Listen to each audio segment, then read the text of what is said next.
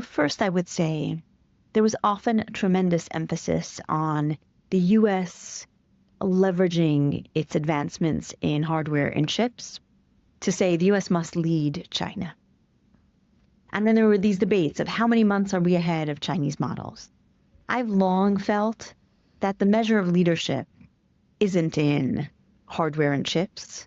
It's instead in adoption of the technology in ways that are game-changing, like physical sciences, like drug discovery, as well as diffusion of the technology so that the world builds on American models.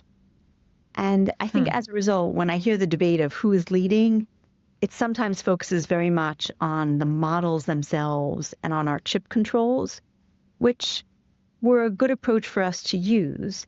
But you mean export controls? On our export controls on chips. But it's not enough. It's not enough to just control the export of a capability that we have.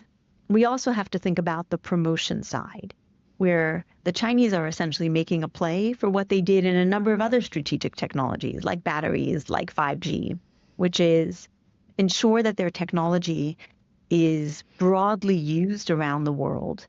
Because what matters, I had a recent conversation with the foreign minister of Singapore, and he said, what we're looking for is affordability, accessibility, and reliability.